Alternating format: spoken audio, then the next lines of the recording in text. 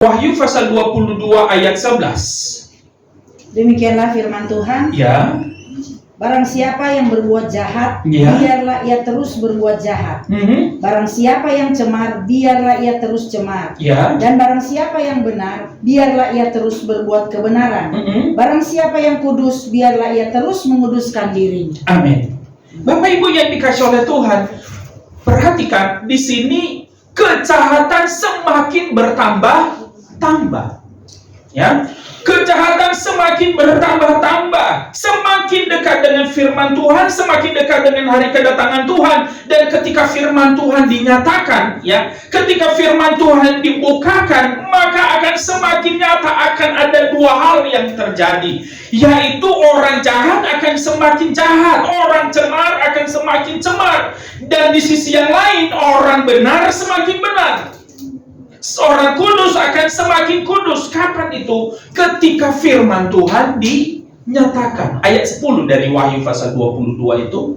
Ayat 10.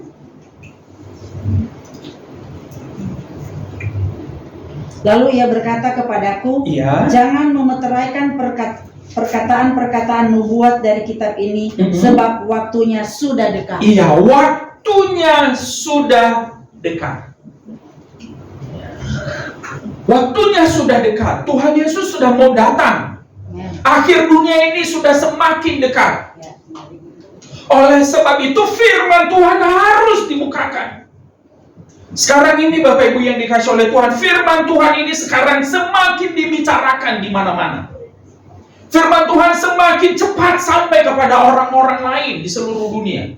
Firman Tuhan ini terus dibicarakan saat-saat ini, baik melalui mimbar gereja, melalui persekutuan-persekutuan, maupun melalui diskusi-diskusi di dalam ruangan-ruangan yang lebih kecil, atau melalui seminar-seminar. Firman Tuhan terus dibicarakan.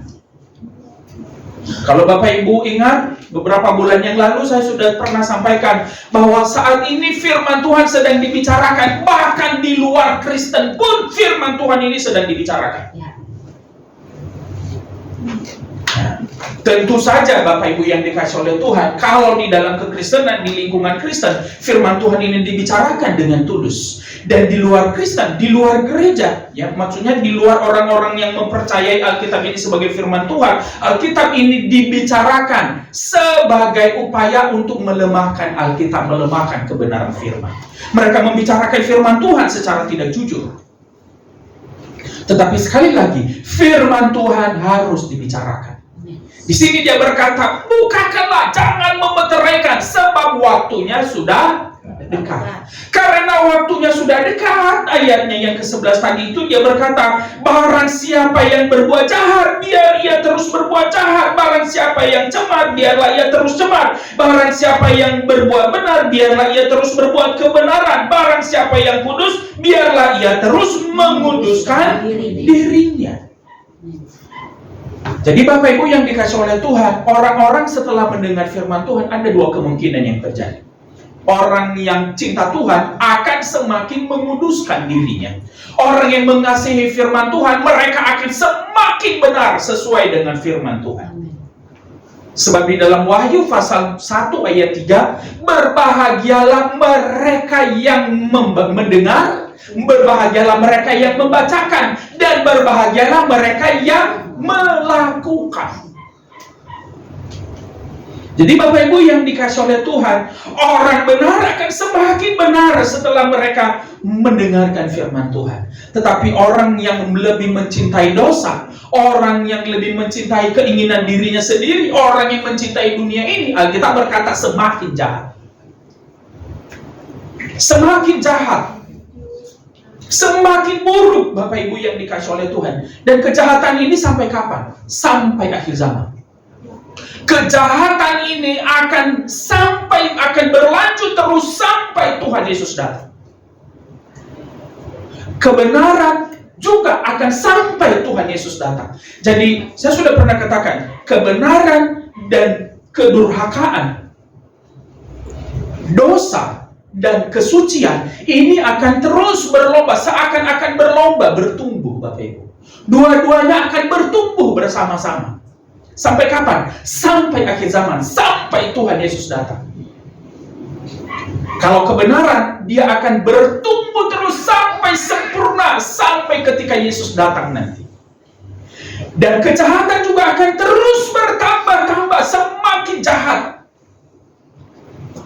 Sampai penghukuman atas dunia ini akan terjadi. Ingat, Tuhan Yesus pernah memberikan perumpamaan bahwa ada seorang yang menaburkan benih gandum di sebuah sebidang tanah, di sebuah ladang. Lalu pada malam hari si penjahat datang, dia datang dan menaburkan benih ilalang. Lalu kata firman Tuhan, ilalang itu, benih ilalang itu dan benih gandum tumbuh bersama-sama sampai masa penuaian, masa panen terjadi. Jadi Bapak Ibu yang dikasihi oleh Tuhan, kebenaran dan kedurhakaan akan terus bertambah. Jadi sekali lagi, sampai kapan kejahatan ini akan terus bertahan? Sampai Tuhan Yesus datang. Oleh sebab itu, Bapak Ibu yang dikasihi oleh Tuhan, mari kita cerdas dalam keadaan ini. Apakah kejahatannya biasa-biasa saja? Tidak. Kualitas kejahatan ini akan terus bertambah-tambah. Jenis kejahatannya juga akan terus meningkat. Sampai jenis kejahatan itu, kualitas kejahatan itu sampai di luar nalar, Bapak Ibu.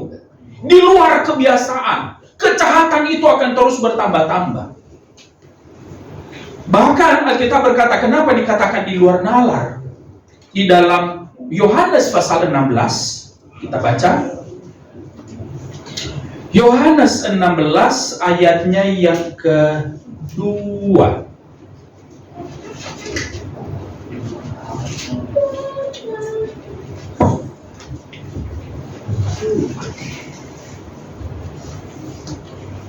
Ya, Yohanes 16 ayatnya yang kedua. Demikianlah firman Tuhan, Ya. kamu akan dikucilkan, bahkan akan datang saatnya bahwa setiap orang yang membunuh kamu akan menyangka bahwa ia berbuat bakti bagi Allah. Iya, ya, Bapak Ibu yang dikasihi oleh Tuhan. Kenapa mereka melakukan itu? Ayatnya yang ketiga. Mereka akan berbuat demikian karena mereka tidak mengenal baik Bapa maupun aku. Iya. Jadi Bapak Ibu ini di luar nalar. Bahkan dikatakan orang yang membunuh kamu pun akan merasa menganggap ia berbakti kepada Allah. Tuhan. Jadi Bapak Ibu yang dikasihi oleh Tuhan, Alkitab mengatakan bahwa ada orang yang melakukan kejahatan dan menganggap kejahatan itu sebagai ibadah. Alkitab menubuatkan, Yesus menubuatkan bahwa akan tiba saatnya kejahatan di mana pembunuh akan menganggap bahwa perbuatan pembunuhan itu sebagai ibadah kepada Tuhan. Bukankah ini perbuatan kejahatan di luar nalar?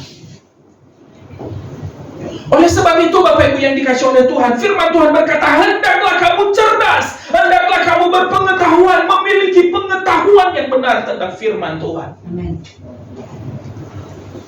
Di tengah-tengah kejahatan ini Bapak Ibu, di tengah-tengah kejahatan yang terus bertambah-tambah, di tengah-tengah dosa yang terus bertumbuh, kita perlu cerdas. Anak-anak Tuhan harus cerdas.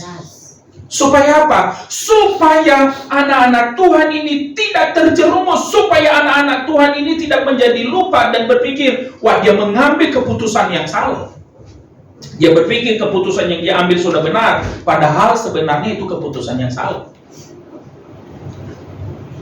Di Bapak Ibu yang dikasihi oleh Tuhan, coba perhatikan di sekitarmu. Mari kita perhatikan di sekitar kita. Kejahatan apa yang sebelumnya belum pernah terjadi, saat ini terjadi. Kejahatan yang dulu sangat langka, tetapi sekarang ini dianggap biasa-biasa saja.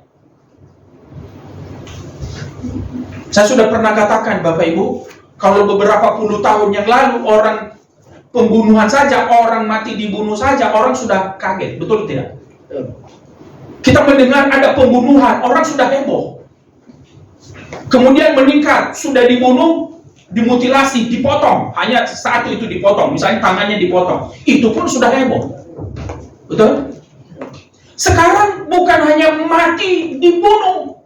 Tetapi sekarang ini sudah mati, sudah dibunuh, dipotong-potong. Ya, dipotong-potong, dihancurin. Udah itu ada lagi yang masukkan ke kulkas, disimpan sampai bertahun-tahun, tidur dengan orang yang dibunuh itu bertahun-tahun. Ada sudah dibunuh, dimutilasi sampai senyum-senyum lagi. Ada juga yang direbus, ada yang disop, ada yang dijadikan makanan. Benar Bapak Ibu. Itu kejahatan yang terus bertambah-tambah. Dan sekarang ini ketika Bapak Ibu mendengar ada orang mati, dimutilasi, ditemukan di tengah jalan, perasaannya gimana? Biasa-biasa saja atau kaget? Biasa-biasa aja rasanya sekarang ini. Walaupun kita sebenarnya kita merasa ngeri. Kalau manusia normal itu merasa mengerikan. Kok sampai begitu? Kok bisa? Tapi realitanya itu sudah makin biasa-biasa saja sekarang ini. Oleh sebab itu Bapak Ibu yang dikasih oleh Tuhan, kita perlu cerdas. Amin.